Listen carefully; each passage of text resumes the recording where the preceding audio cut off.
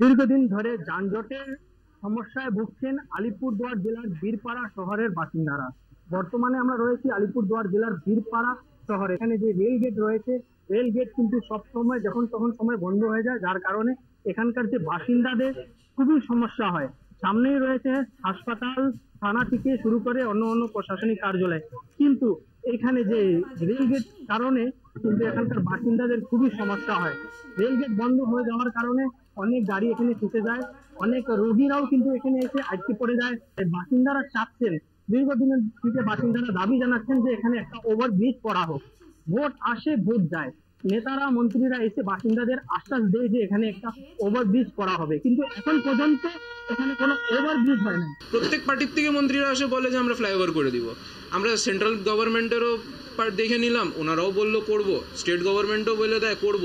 এখন সব পার্টি কিন্তু নিজেকে দোষ দিয়ে রাস্তা কেটে নিচ্ছে, কিন্তু যে লোকদের যে অসুবিধা হচ্ছে সেটা কেন বুঝছে না, আমরা এটা বুঝতে পারতেছি না। আর দ্বিতীয় জিনিস, একটা মিউচুয়াল করে পাবলিকের কথাটা বোঝা আগে জরুরি।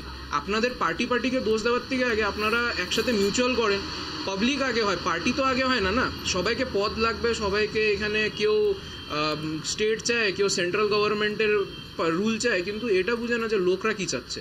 আজ কোনো ইমার্জেন্সি কোনো কিছু ঘটলে রেলগেট বন্ধ হয়ে গেলে আমাদের পক্ষে মারাত্মক সমস্যা। আর আরেকটা কথা হলো, এই যে রেলের যে ওয়াগান ঢোকে, এই তো দুদিন আগে ইঞ্জিন ইলেকট্রিসিটি বন্ধ হয়ে যাওয়াতে পুরো ওয়াগান রেলগেটে দাঁড়িয়ে রইল প্রায় 40 মিনিট।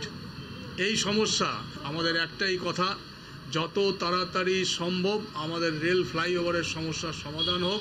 বীরপাড়া শহরের বাসিন্দাদের সমস্যা কবে মিটবে, এটাই হচ্ছে সব থেকে বড় প্রশ্ন। আমার শহর বীরপাড়া থেকে অজয় শাহ, কলকাতা টিভি।